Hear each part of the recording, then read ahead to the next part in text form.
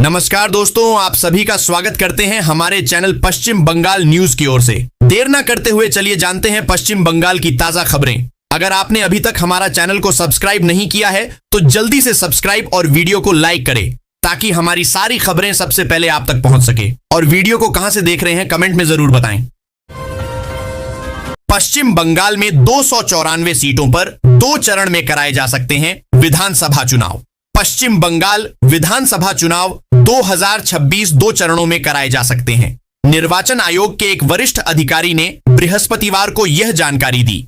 अधिकारी ने कहा कि निर्वाचन आयोग के नई दिल्ली कार्यालय में एक और बैठक होगी, जिसके बाद बंगाल चुनाव 2026 पर अंतिम निर्णय लिया जाएगा। अधिकारी ने कहा कि पश्चिम बंगाल की 294 विधानसभा सीट के लिए चुनाव अगले महीने यानी अप्रैल में होने की संभावना है। उन्होंने कहा कि सत्तारूढ़ दल तृणमूल कांग्रेस को छोड़कर राज्य की अधिकतर राजनीतिक पार्टियों ने कोलकाता में मुख्य निर्वाचन आयुक्त ज्ञानेश कुमार के साथ बैठक के दौरान 1 या 2 चरणों में चुनाव कराने की मांग की थी।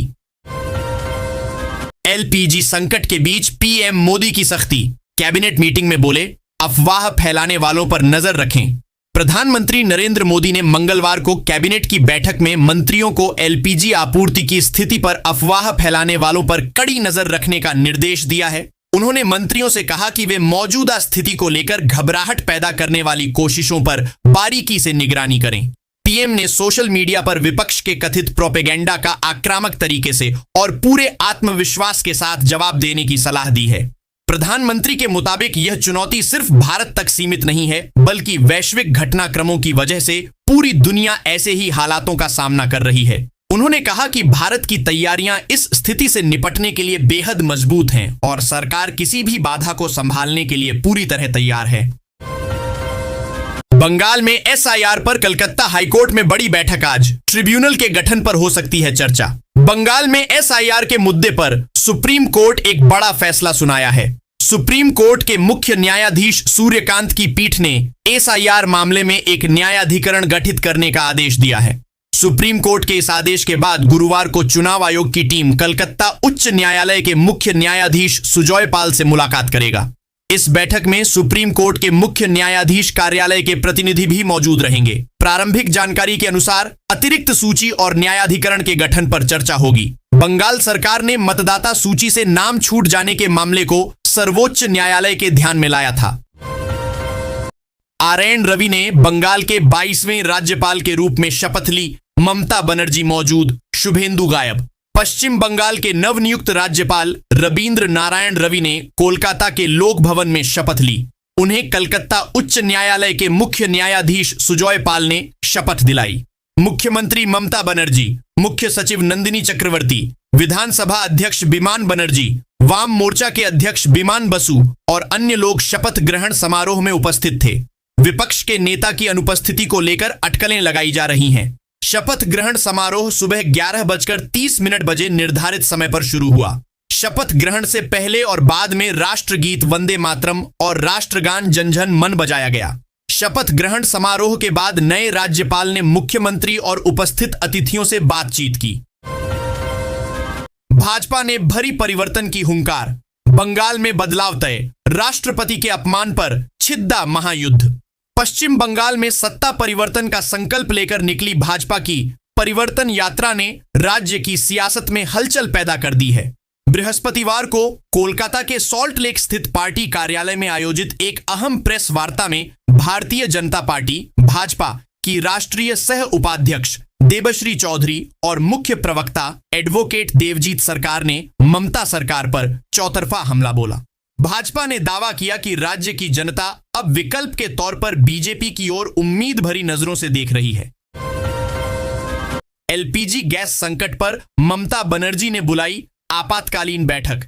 एसओपी की तैयारी। पश्चिम बंगाल में खाना पकाने की गैस की कमी हो गई है। इससे अफरा तफरी मच गई है। इस स्थिति में मुख्यमंत्री ममता बनर्जी ने आपातकालीन बैठक बुलाई है। मीडिया से बातचीत में उन्होंने कहा कि राज्य सरकार मानक संचालन प्रक्रिया तैयार करेगी। उन्होंने केंद्र सरकार से अपील की है कि आपूर्ति श्रृंखला को बंद न किया जाए। ममता ने यह भी अपील की कि इस मुद्दे पर केंद्र के साथ हुई चर्चा में बुकिंग अंतराल को 25 दिन तय नहीं किया जाना चाहिए। उन्होंने कहा कि गुरुवार को राज्य के लिए एक मानक संचालन प्रक्रिया तैयार की जाएगी।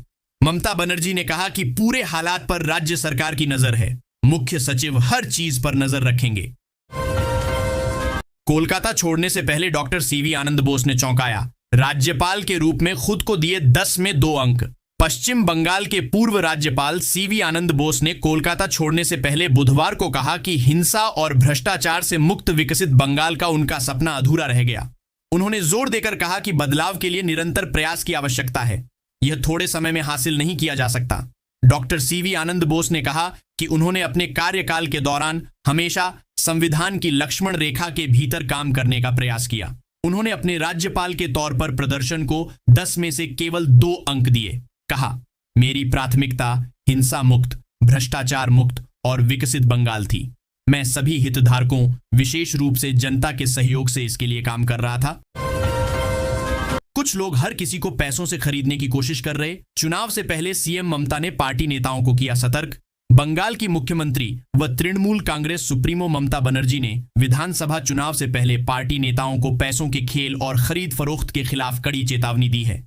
मंगलवार को कोलकाता के धर्मतला में अपना 5 दिवसीय धरना खत्म करने के बाद कहा कि हमें इस पर नजर रखनी होगी कि कभी कभी कुछ लोग पैसों से हर किसी को खरीदने की कोशिश करते हैं। रामकृष्ण परमहंस देव की कही बात याद दिलाते हुए ममता ने कहा कि पैसा ही सब कुछ नहीं है, पैसा आता जाता रहता है। जब लोगों को पता चलता है कि इस व्यक्ति ने पैसा लिया है तो आपको हमेशा के लिए जनता के बीच गद्दार के रूप में जाना जाता है। यह बदनामी क्यों सहनी? आपको सम्मान के साथ जीना चाहिए। भाजपा नेता के बयान पर तृणमूल का हमला, बोले अरूप चक्रवर्ती, महिलाओं के खिलाफ टिप्पणी अपमानजनक।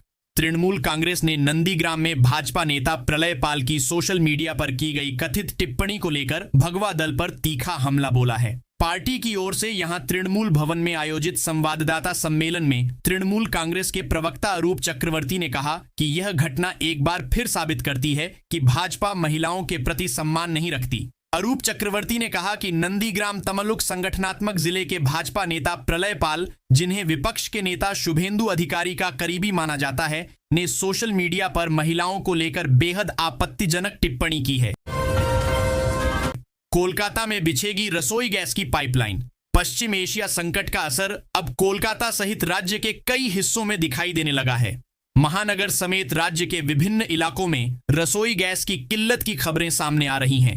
इस बीच कोलकाता में रसोई गैस की आपूर्ति को सुचारू करने के लिए पाइपलाइन बिछाने का निर्णय लिया गया है।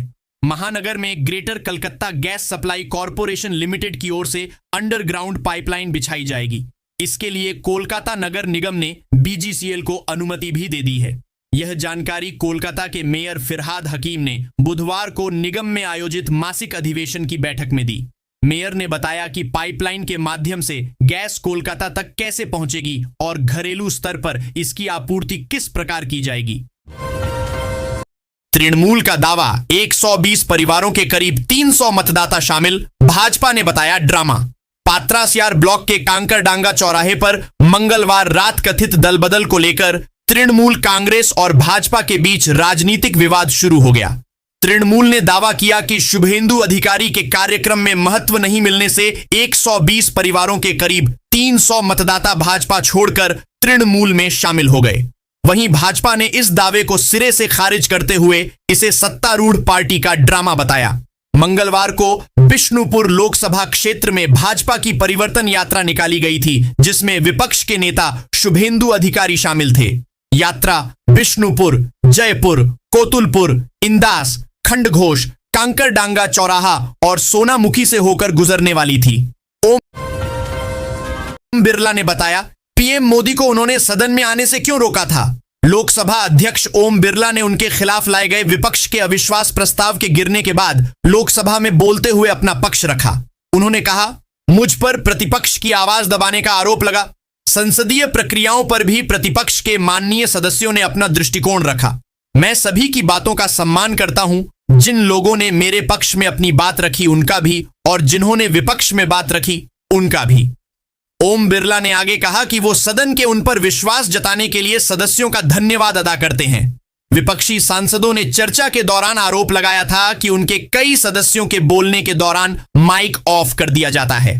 टिकट के लिए कंधे पर हल रखकर 225 किलोमीटर की यात्रा कर भाजपा कार्यालय पहुंचा किसान। बंगाल में आगामी विधानसभा चुनाव में टिकट के लिए कंधे पर हल लिए एक किसान 225 किलोमीटर की यात्रा कर राज्य के बांकुड़ा जिले से कोलकाता स्थित भाजपा प्रदेश कार्यालय पहुंचा है। उसका कहना है कि चुनाव जीतकर वह कृषि मंत्री बनना चाहता है। हल पर 2 तख्तियां लटकी हुई हैं। एक पर देश के पूर्व प्रधानमंत्री लाल बहादुर शास्त्री का नारा जय जवान जय किसान लिखा हुआ है। दूसरी पर स्वतंत्रता सेनानियों की तस्वीरें हैं। इन सबके नीचे उसकी इच्छा लिखी हुई है कि वह भूखे प्यासे लोगों को भोजन मुहैया कराने के लिए कृषि मंत्री बनना चाहता है। 57 वर्षीय किसान का नाम आलोक कुमार सिंह है।